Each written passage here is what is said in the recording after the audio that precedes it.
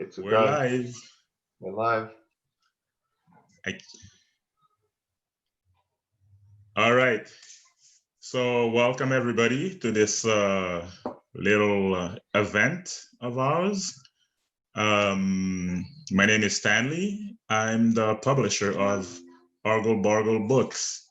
So basically, Argle Bargle, it's a lot of people think it's a mouthful, but Argle Bargle is actually a Cockney word meaning a copious but energetic conversation.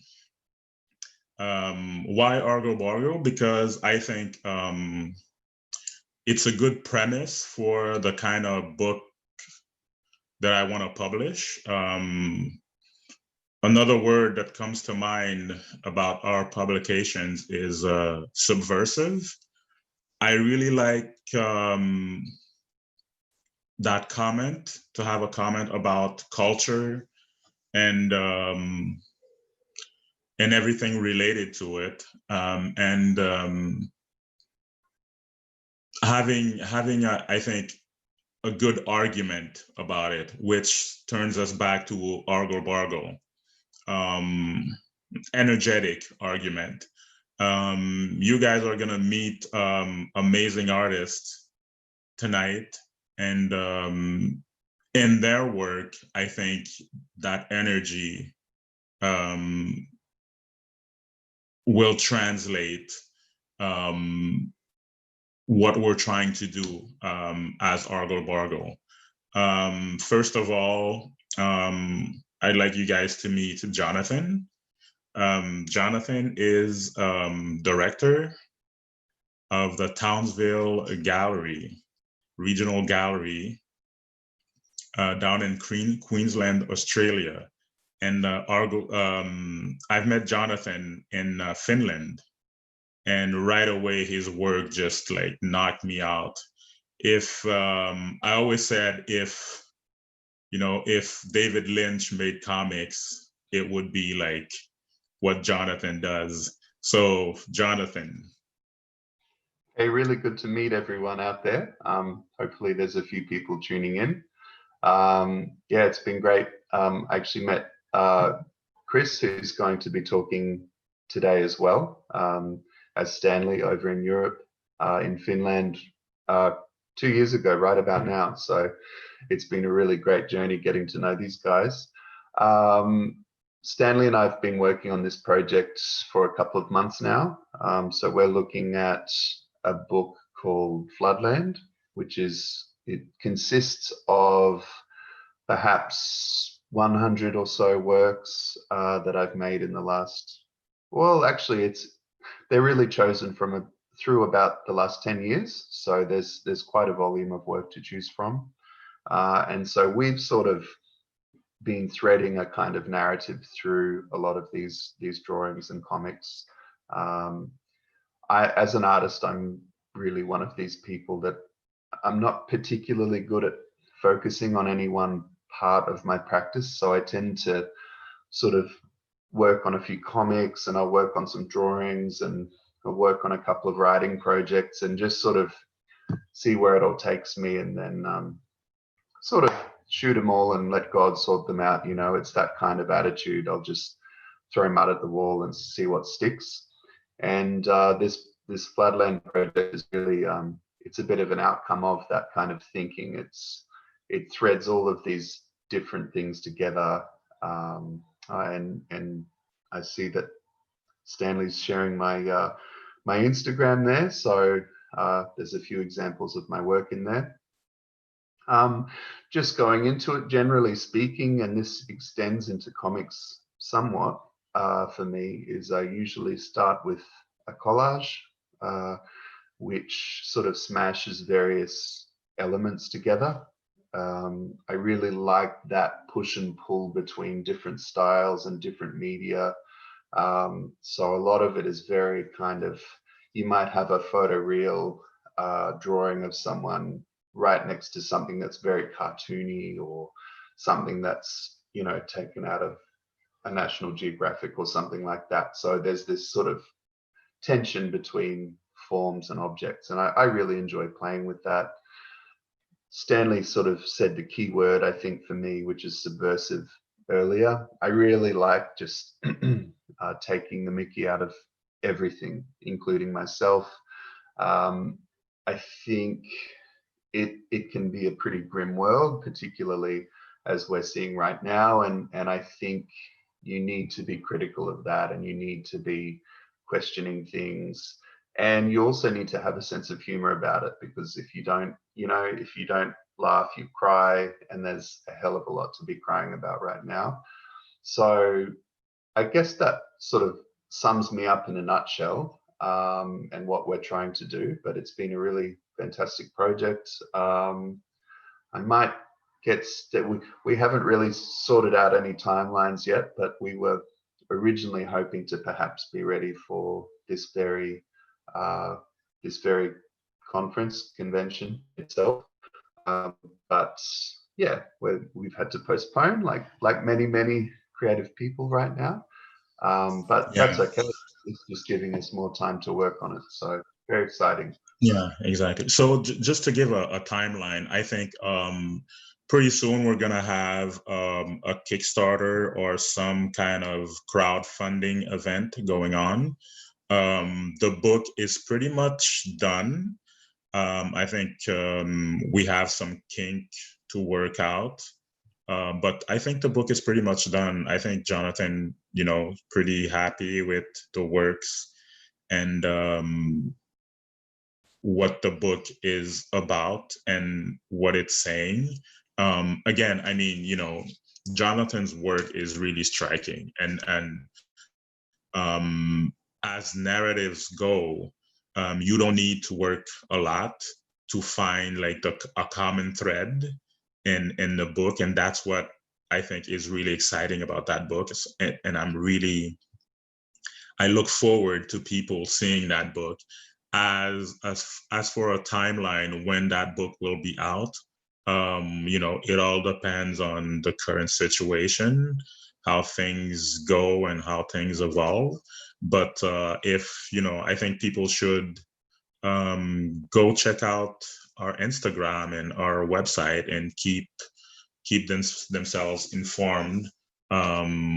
We'll try and get that book out as soon as possible, because I think it's really a little jam.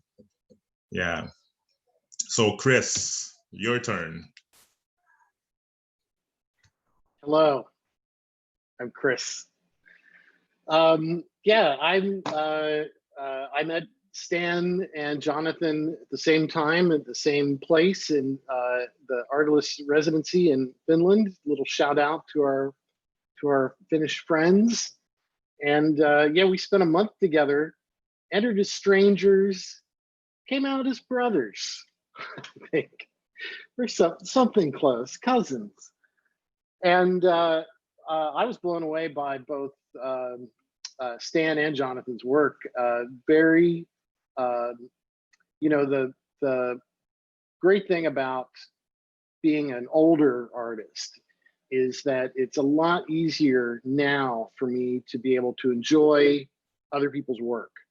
When I was a young man, I was, competing and struggling and climbing. And now I just like to sit on the porch and whittle and I don't know, eat ice cream and other soft foods. And so it was nice to see Stan and Stan's work and Jonathan's work. And Stan was actually someone that I showed the book that I just published 2 weeks before the pandemic, folks. 2 weeks before the world went to shit, I produced a book. And then, of course, now we're doing this little session while the United States is burning. So, I got great timing, and I've got a real knack for figuring things out in the right way. But yeah, so the book that I produced for Argle Bargle Books is called Pinko Joe, and it's something that I've been working on for 5 years. Pinko Joe is the first volume of 3 volumes me see if I can share a little. Bingo bango, there's the cover. If you ever see this cover, it'll be a miracle because because of all the trouble in the world. But yeah, Pinko Joe is it's a funny book because the way that I work is a very different way from the way a lot of other artists.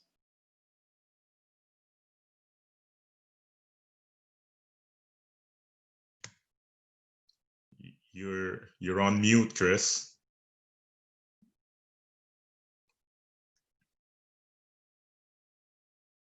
Okay, I'm back. Sorry, I've got 6 windows going on here, trying to juggle everything. But anyway, my Instagram is Pinko Joe, and again, I've got this knack for marketing. So the O in Pinko is actually a 0. So if you really want to find it, you have to like really focus. But there's a lot of images from the book on my Instagram. You can totally find out about that stuff there. And then also a little guy that I've been messing around with for a while, which is this little Trumpy character. And little Trumpy speaks in Donald Trump quotes. And it's, you know, I used to think it was funny, and I don't think it's very funny anymore. So it's become kind of my my plague diary to churn out these instant comics. That's all I got to say about me. Let's talk about you, Stan. So Chris has done a poor job of explaining his book. The great thing about Pinko Joe is how that book was constructed. So what Chris did is he took out old comics that were in public domain and redrew them and reused them to make a great comment about you know, this shitty everything for profit you know, crony capitalism we're in right now. And this book is a comment on that, but using using stuff that are out of the copyright, the whole copyright thing that everybody's like crazy about restricting artists now. So it's using art as a comment against the money infiltration and the market economy mentality that's creeping up in art. And I think it's pretty, like, the way that book is constructed is, it's pretty interesting. You know how we tend to think of comics as the ninth art, they say, but few comics really, I think, integrate what art really is, like the conceptual aspect of art.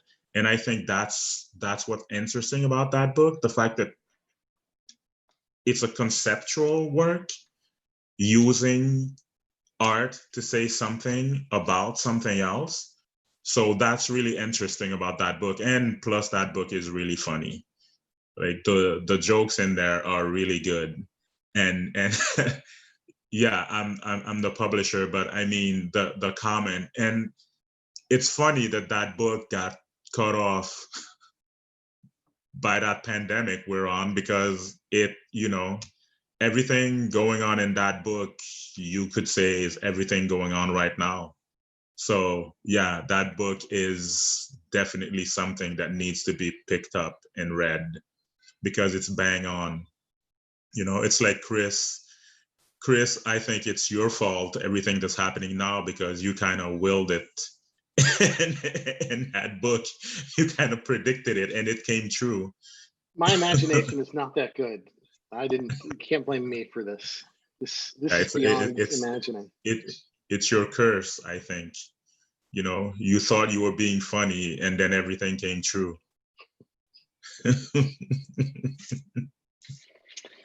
Nothing else comes true for me. I don't know why that would. It's that the was curse. Funny. All right. Curse of the artist. So right now we have 2 viewers, and one of them is me.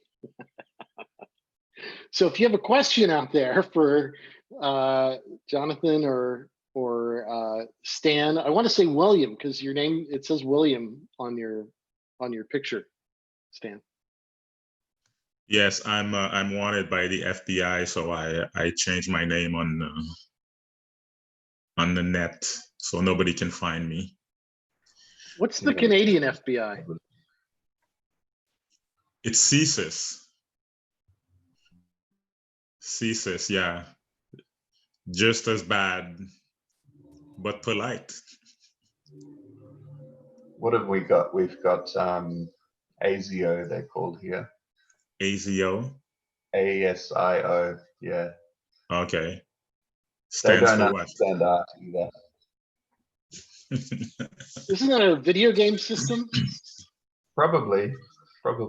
It would be a very Australian thing to have a government enforcement agency completely oblivious to something like that and have the same name. It'd be like them. I'm surprised they're not called Nintendo or something. Like, they would have no idea. They're not tuned into art on any sort of level, these guys. It's quite entertaining. Yeah. Just if I can just quickly illustrate the point there. My father is an artist as well, and he was once doing an artist book of like painted road, you know, the lines on the road, basically, and interesting. It sounds funny, but interesting lines on the road. He was taking shots of these across the road from the ASIO headquarters in Brisbane, and they found that very, very suspicious and found need to question him about it. And it's a good story because it involves him trying to explain to ASIO, or you know, the equivalent to the FBI or whatever, what an artist book is and why he would do something like this. So I like that little anecdote very much. That's awesome. And did they buy it? What happened next? I think they were just very, very confused and befuddled by this Art? guy. Art? Oh no. This guy's an artist. We're gonna have to use words and have a conversation with him. So an artist book is different to an art book? Whoa. Whoa. What is this? Yeah, you know, art, the #1 weapon of the terrorists. So let's talk about the overlap between the contemporary art world and comics, because I think that, Jonathan, that's an intersection. Maybe you live near that intersection. I used to live around the corner from there. You know, the reception for comics in the US is different than the reception for comics in, say, France. What's the reception of comics in Australia? Are they thought of as for kids? Are they taken seriously? I would say it's a funny one. In the general kind of popular imagination, it is probably lower on the totem pole, I think, than it is in the US. However, it has followed this trend that we've seen lately of comics being much more embraced by women, comics being much more embraced by, you know, non-binary gender, you know, they're really kind of being embraced by a whole bunch of people that 30 years ago were not really so interested. A lot more adults are sort of, you know, going and spending their cash on comics each week. So you've got that kind of, I think it's going up in the world in a certain sense, but in another way, when someone is not engaged in comics whatsoever, they just have absolutely no kind of interest or even awareness of comics and what they're capable of. You know, it's partly generational as well. There is, you know, there's a certain generation that still sees it as very much a kid's entertainment, or even something for, you know, slow people. You know, there's this sort of attitude. But I really personally, I kind of like messing with that attitude a little bit. And if it's like, you know, when people talk, oh, comics, they like, I love the old arguments by, you know, Frederick Wortham and people like this, that comics cause, you know, they turn us into deviants and they turn us into crooks and they turn us into homosexuals and whatever. And he had all of these charges against comics. But I'm kind of, my attitude is, well, wouldn't it be great if that was true? You know, how exciting is that if these comics are actually like rotting our minds and like turning us into creeps? And yeah, I love it. And so that's, for me, that's always where the power of comics has been, because it's always been quite subversive. Even after, you know, the Comics Code came in the States, you'd still get these guys that they just couldn't help themselves, and they'd be putting the little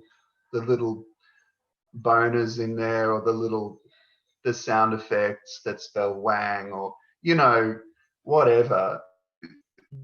I think people, even if they're working in mainstream, they just can't help themselves. There's something about there's something in the water, and I just love it. And I do think that the kind of mining of comics by, say, the art world and now Hollywood hugely, I think they've been mining the visuals of it, but they still don't get it. You know, if I watch a lot of like comic book adaptation kind of movies, and there's not many movies that really get it, I think, and there's a handful, but usually it's just the kind of, they can imitate that energy, but they can't imitate the attitude. And I think that's an interesting, comics are kind of perhaps being respected a little more in a contemporary sense, but I think they're still pretty misunderstood. Do you guys agree? Totally. And I'd like to ask you guys why that is. I mean, for us, comics is pretty straightforward, right? I find it hard to imagine how the feel of comics or the attitude can escape somebody, you know? And I'd like to know, like, why do you guys think that is? I mean, these movies, to me, I just can't. You know, I've seen a couple of them, and it's just like, wow. It's like the new Star Wars movies. Yeah, you got the title and you got the ships, but you just completely missed. Yeah. So what do you guys think that is? Well, Stan, I just wanted to jump in and say that I'm putting up images of your work, because I realized that we really didn't talk about your work. So I think we should talk about your work in the context of that. I mean, that intersection of art and comics, you know, you also typify that. I mean, you managed to make work that is incredibly sophisticated and unique at the same time. I don't know how the hell you make these things the way you do. If I knew, they wouldn't be good. They wouldn't be any good. Oh yeah, that's. But I totally steamrolled your question. Yeah, you did. So now you have to answer it. Why do you think people miss out on like what comics really are? I mean, because comics, it's an old trope. It's not a new thing, right? Comics didn't start in the 50s. Comics are, it's an old thing. The first people who make, I'm thinking of the German Swiss guy, Top 5, his name was making fun of the monarchy and whatever through the illustrations that eventually became comics. I mean, comics were subversive from the start. And to me, it's hard to imagine how people can miss, that mentality, can miss that energy that comics have. So again, why do you guys think that is? I've got a little. Well, go ahead, Jonathan. I was just going to say, I think part of it might be actually in the genes of the art form, so to speak, as in it's a form that it's not as straight up as, say, cinema or a novel or something like that, where you're engaging with this art form. You don't really have any wiggle room as far as the journey you're on. You watch it from the start to the finish, or you read it from the start or the finish, and there's a story or a narrative or whatever, and you come away with more or less the same experience as someone else. Comics, I think, are a little more akin to video games in that you very much control the pace, the way you read it. You might, it's not like a film where you can't go back. You can flip around, see where you are. You can skip ahead if you don't like a boring bit. And I know that that's a small distinction, but I think that is an important one, because it's not quite such a passive experience as a media experience or whatever, an experience with an art form. It's a little more like playing a video game, or even going into an art gallery and looking around the art gallery. You kind of have your own, you're bringing with you your own kind of goals to this experience, and that's something, it's a funny form. It's a hybrid form. You don't always have text, but you often have text. Yet, that there's a lot of elements to play with, and I think a lot of comic artists and even comic writers get quite into it.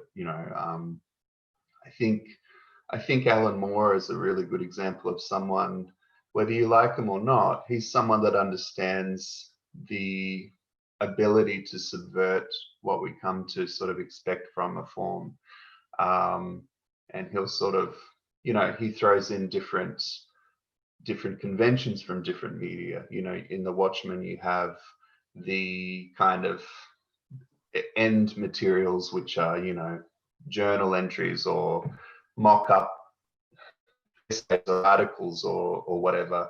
So there's a fun ability to kind of tweak those expectations, but also sorry.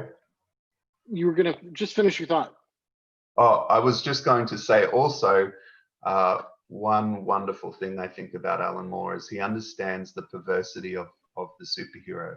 And I think that Stanley was asking what is lost in this kind of big translation to Hollywood. I think that is an absolutely crucial thing that they miss nearly every single time. They miss the perversity of the superhero. The idea of someone, dressing up and beating people up and rah, rah, rah, that's I mean, that's very American in many ways. You don't have to work too hard to draw some pretty dark comparisons there, especially today. You know, we're seeing some pretty disturbing things going on right now. But they missed that. It's like, oh no, you know, yeah, Batman, whatever. He's completely, oh yeah, he's just a rich guy that, you know, oh yeah, yeah. You know, it's not really questioned. And I find that really very interesting. Perhaps they had I think in a way, the most self-aware Batman ever got was actually the 60s television show. It kind of, I think in a certain way, it kind of got it. Whereas something like Batman vs Superman did not. It even though it actually represented a lot of this perverse kind of macho kind of, it had a lot of this in its genes, but completely unself-aware. It was completely unself-aware of this stuff going on. And I find that very, very interesting and absolutely right for satire and right for critique. So sorry, I went on a little bit there, but no, no, it's okay. I find it really interesting because I find that was the thing that was so interesting about Batman '89. You know, putting a comedian in the role of Batman made that energy, you know, like he got it. And I think that's what made that movie for me anyways, is because, oh yeah, okay, this guy is really strange. Okay, this guy, you know, he dresses up and he beats up people. And I think Michael Keaton was perfect because as a comedian, he kind of, you know, he kind of personified that weird, creepy vibe that Batman is supposed to have. So yeah, I think you're exactly right. Well, What about I you, think Chris? well, I want to come back and talk about your work. Jonathan said something that I think is relevant to your work in that you are interrogating the medium. I'm much more interested in art and in artists who are not simply replicating the form with their own sort of, you know, insertions of their own stories, but rather people that are willing to take the whole thing apart and then maybe stitch it back together, or maybe just leave it in pieces on the floor. You know, when I was a kid, they constantly got on up to me about breaking my toys, and I wasn't breaking them. I was taking them apart to see how they worked, and then I wanted to make the toy that I wanted out of the parts of the toy that I had. And it wasn't mean-spirited destruction. It was joy. And I think that Stan, I think your work has that same joy. This Batman is fucking bananas. So I don't know if you guys know the story of Bob Kane and the Shadow. So I don't remember the title of that, the first Batman story, which was totally, it wasn't even an homage. It was like totally ripped off from the pages of the Shadow. I don't know if you guys know about that story. I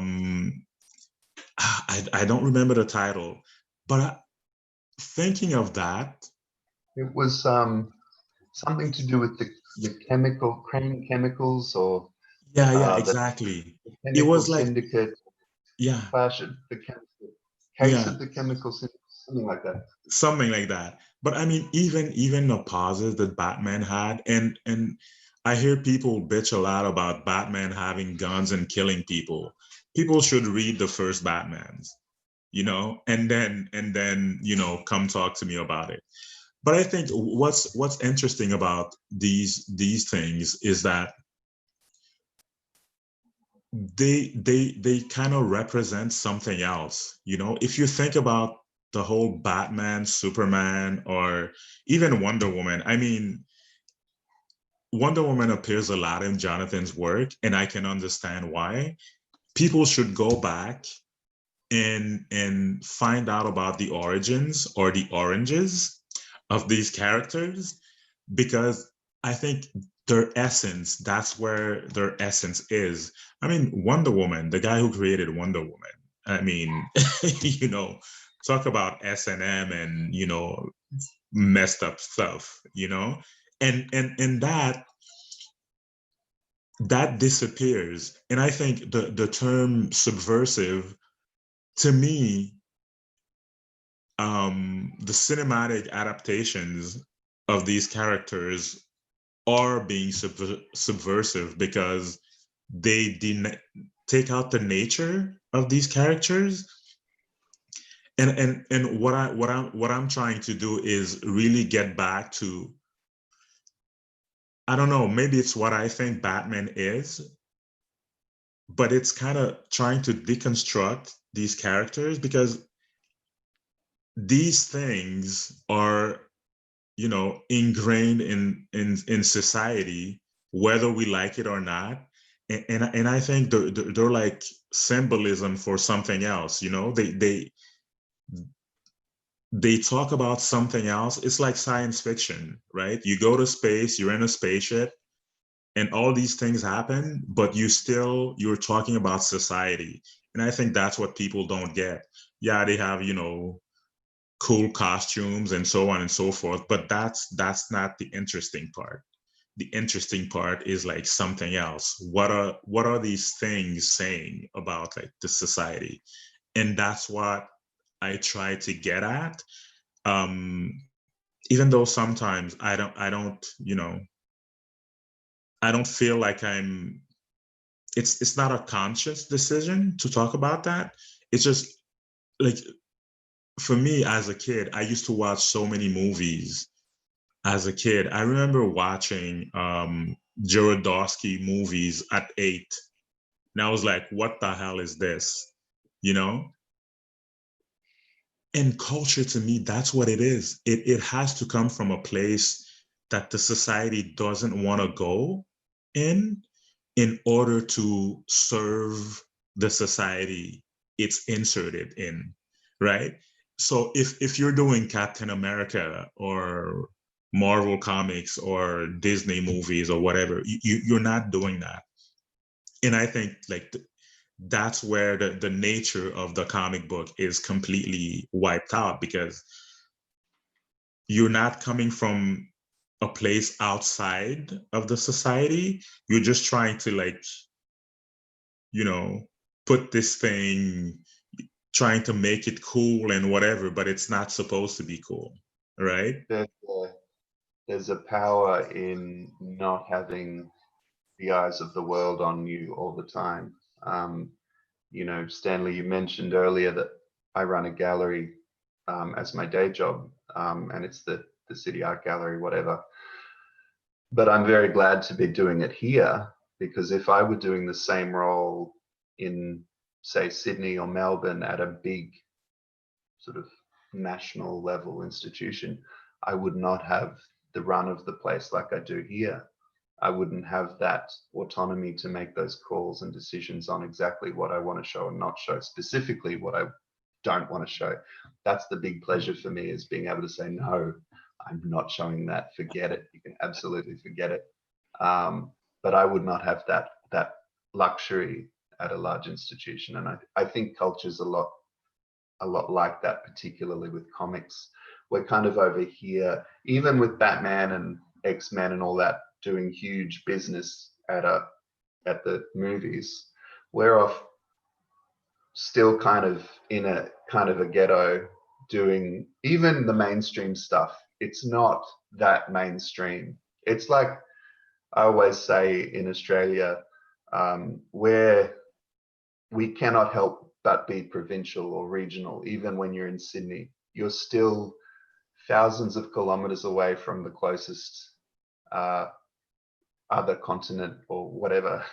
Where, you know, we're off over here. So why not why are we trying to this all the time, we're trying to imitate art that's going on in Europe or America, when we're absolutely not Europe or America. It just doesn't quite add up. And so I think comics has a wonderful, I mean, I'm sure a lot of people rue it as well, but it does have that wonderful autonomy that you get when no one's really paying that much attention.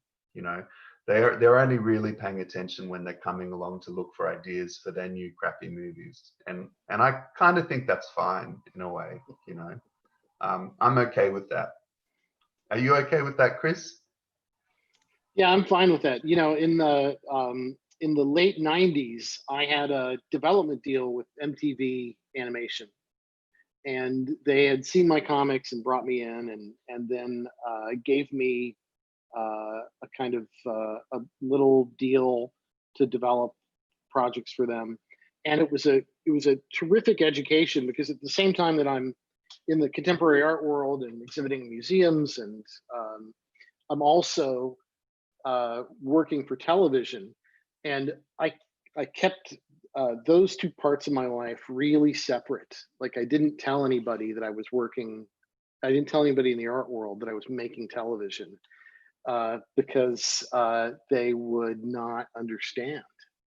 And I'm not sure that I understood, but I wanted to see what that experience was like, and it's just as terrible as you might think it would be. Fascinating, but you know, anything of interest, anything that's complex gets stripped off immediately. You know, because it's got to be smooth and shiny so it can run through the fucking tube. I don't know if I'm allowed to curse on YouTube, but I just did. Yeah. I was just thinking earlier, in a weird way, and I think it's ironic because I don't think it was actually based on a comic book, but I think in a weird way, perhaps one of the films that most kind of got comics and sort of pretended to be a superhero movie was that Birdman film. I found it it had all of these monologues going on all the time, and sort of, you know, those long shots following the characters around, and in a weird way, formally, I feel like it kind of got it much better than, you know, Avengers or whatever could ever dream of. And it got that sort of, there was I think an anger in there as well that I see in a lot of comics. I feel, maybe I'm overstating, but I feel as if comic artists are not always, they don't always feel so appreciated. And there's a lot of sublimated rage that goes into a lot of comics, which I personally quite enjoy. I find I can relate to that. I've got my own bits of sublimated rage, like everybody. But I think it got that as well. It had a sort of seething disdain for the world, which I think reflects a lot of the perspective of a lot of comics as well. I might do you think there isn't that sublimated rage in a lot of the comics, a lot of the alternative comics that we see? I don't think we see that sublimated rage anymore. Yeah, perhaps it's not such a common thing today, but even up until the 80s, I feel like it was a fairly common thing. Maybe we're all working through our collective baggage a little better. I'm not sure. No, I think that stuff is kind of pushed to the side. You know, I've talked to a lot of publishers, and a lot of the comments I hear now is, oh, you know, we have to make the money, right? That stuff has to sell. And it's that thing that, you know, commercialism and market economy kind of creeped up into that industry and kind of pushed out the sense of taking taking a risk, you know, because now you have to sell books, you know, the book has to make money. And so I feel that like those amazing toys. So I feel a lot of that anger, some artists have to find a different path to expressing that, or different ways to expressing that. So yeah. What do you think, Chris? Good choice of image there, Chris, for the conversation.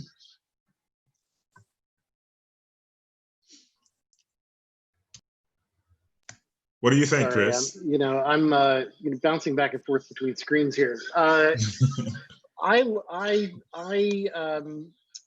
It's always been a commercial medium. I mean, that's the thing.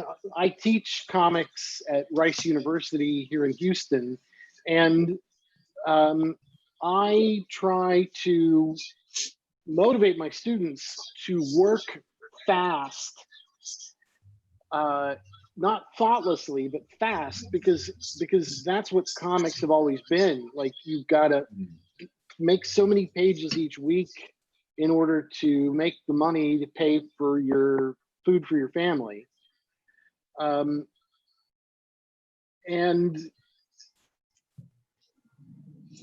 don't you think that even though it's always been like a commercial venture, there was still like a place for these creators to kind of talk about stuff in a subversive way, and still, you know, like Jonathan was saying, you know, and still integrate like a Wang in there or whatever, you know, and now it seems that kind of disappeared, I think, to Jonathan's point. I think it's cultural conservatism, and I think that we see that in every medium. You know, the comics are no more or less commercial than they were, but No. But you know, the margins, as you know, the margins for a publisher are really narrow, and so either you're doing something out of love, which, you know, who does things out of love anymore? I mean, what, you know, nobody. Oh, fucko. That one, that's either my you favorite. do things out of love, or you have to have, you know, success, because the printing industry will, you know, chew your legs off. I think the problem is just in Europe, just in Europe, I think I've read for the same amount of money spent, now they have like twice as many publishers. Yeah. So I mean, you know, there's something there. Like, these publishers need to make their money, and unfortunately, some stuff get pushed out. You know. One thing that I thought I'd just add, and going back to something Chris said there about the speed at which you have to work in comics. I just wanted to go back to that, not necessarily in terms of the financial aspect of comics, but actually the formal aspect. I think that speed has a particularly interesting effect on it as a history. I think that's a big part of the reason we have, you know, I think Jack Kirby is held in such high regard. He could just crank out some serious work. And now that whole kind of attitude and approach to it, it's like hardwired into the form itself. And that's a very, very interesting thing, but this sort of speed and rapidity. It's funny, actually, I got into a not a minor argument. What's his name? Who was Kirby's assistant who wrote that book about him? Mark Evania corrected me, and I made a comment about Kirby being a rapid drawer, and he said, "Oh, I don't think Kirby was rapid. He just worked a lot." And it's an interesting distinction, because I think certainly he was a hard worker, but I feel that there's some sort of level of fastness or rapidity that you need to draw, 4-6 pages a day. I'm a fairly quick worker myself, and I cannot do 6 pages a day. So, it might be clutching at straws, but I feel happy saying that Kirby was a rapid draftsman.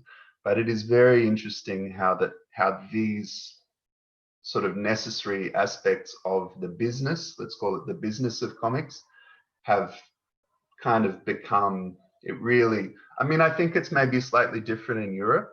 I think in Europe, at least to my understanding, it's almost an album is almost considered a film. It's kind of a project by project kind of thing, whereas with the US kind of system with the monthly issues, it's very much that production line, let's crank it.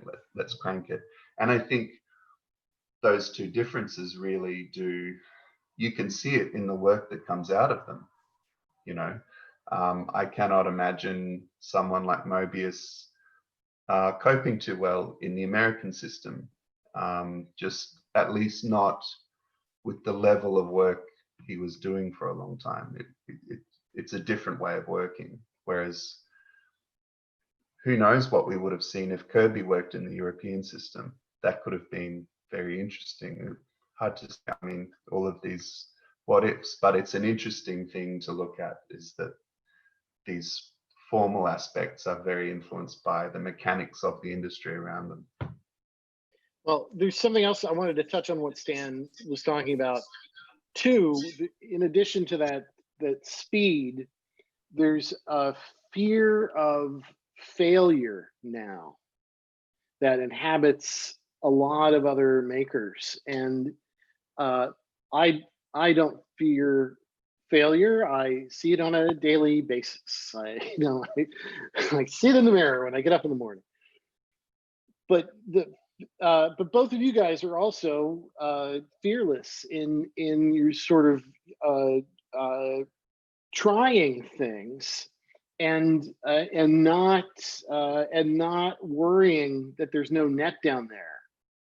And I think that's really admirable about your peeling back these layers and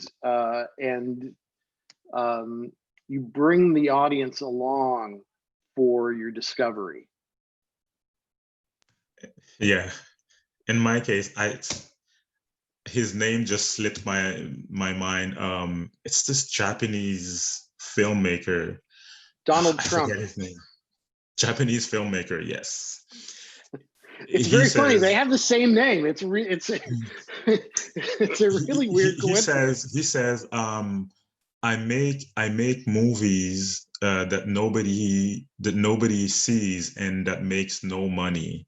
Was it Daisen Suzuki? And to me, that's my thing. I make works that I don't think anybody will ever see. So I don't have that pressure of, oh, I need to sell whatever. No, to me, it's like I make these works, but probably nobody will get to see them or whatever. So I think, to me, that's like part of what makes my work, anyways, I guess, original or whatever, interesting, because I don't have that pressure of, oh, this needs to sell or this needs to, yeah. I bump into this a lot working in the gallery, because you have if you're exhibiting or publishing, you have your networks around those activities, and then the gallery has its own, you have the gallery people, and and a lot of people that work in galleries are or have been artists at some point. I find a lot of them tend to stop at a certain point when they realize things aren't going to happen the way they hoped. But there are some of them like me that kind of do it. It's not really, I make a bit of money from my job, so that's that. And so I really make the work for me. And in a way, it keeps me able to keep doing the day job. If I wasn't able to work on my own work, I wouldn't be able to do the day job, because I would hate myself, because I'd be seeing all of this great work coming in, but not being able to engage with that myself on a real level. And that question comes up a lot. I find people go, "Oh, how do you find the time?" And I'm like, well, I just have to make the time. It's just that simple. Or it's not one or the other. One really helps the other. I couldn't do one without the other. It's a funny thing. There's something to be said for doing these things for the love of it. Absolutely. Yeah. I always say I need to publish books that I want to read, and not that I think other books are not worth it or whatever, but I like to make books that have that thing, that risk that nobody wants to take. And it's not to say that one is better than the other. It's just, that mentality. So first time you show us the book, Chris. No, you have a habit. You have a habit of looking away when you talk because you're thinking. And then when you do that, I get over here and I start dancing the book around and flapping it. I've done it a couple times now. You missed it. Look, we've got 4 minutes left and we have 4 people watching. So I don't know if you believe in kind of numerology, but I think that's 400%. Something very important. Our numbers have gone up 400%. Okay, look, so we got a question coming in from the chat. Right. The question is, do you think there's a value in being time poor, even in a small way, with being a comic artist, in terms of harnessing that sense of rapidity and urgency? I've got something to say about that. I just wanted to, I think that's not to be taken lightly, actually. I work 9 to 5, 5 days a week. I get 3 weeks of leave a year, but I keep very, very busy. And I think some of the laziest people I've ever known have had the least to worry about. They don't have to work. They don't have to worry about money, and they do hardly anything. And the guys I know that are the most productive, they're out there like that. My supervisor at uni, he's a crazy productive guy. He writes several books a year. He teaches full time.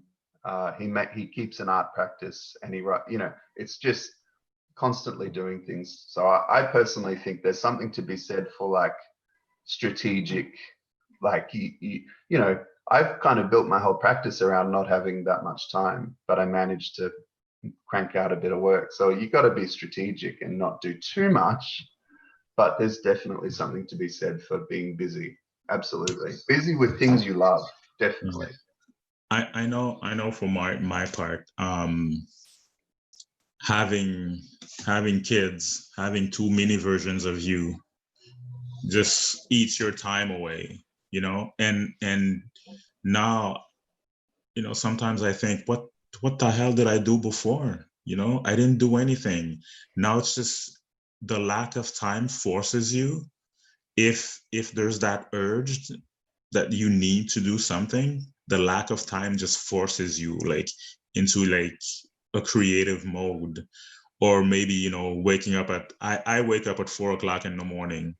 So I have like these 2 hours that I can draw and then start my day, Of course, I'm a hopeless insomniac, but I mean, I force myself to work at early in the morning. So I have like that time to just like try and chug out stuff. Usually,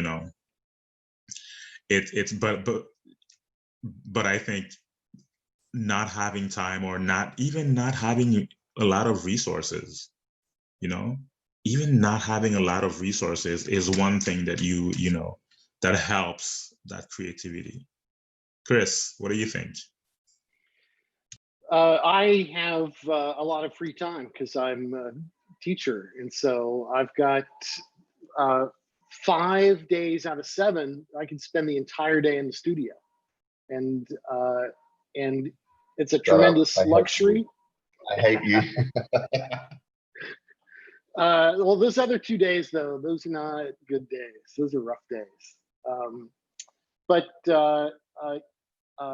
having, 5 studio days a week, I still don't have enough time. Like, there's so many things that I want to do and so many things that I'm interested in that I'm constantly running from one thing to the other. So I think you have space in your life, you fill it as smartly as you can with your work, and ideally at some point you're able to sort of spill the banks with your work and carve out even more time for it, which by that point you're already trying to do too much again anyway. So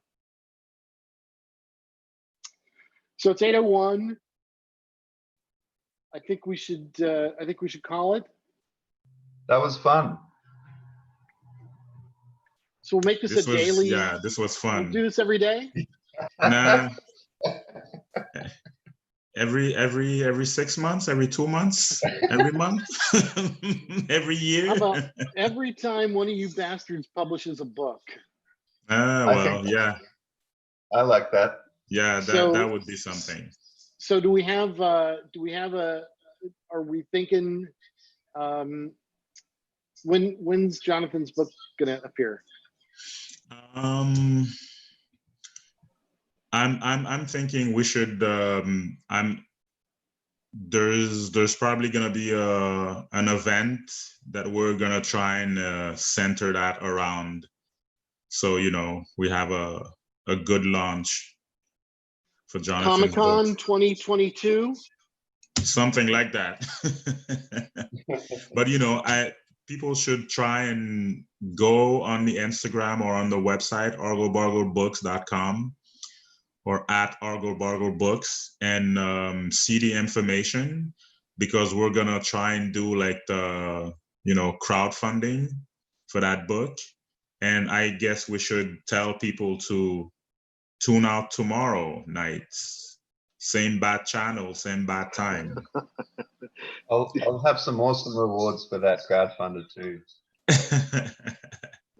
Count me in. Yeah, I'm working on them now. All right.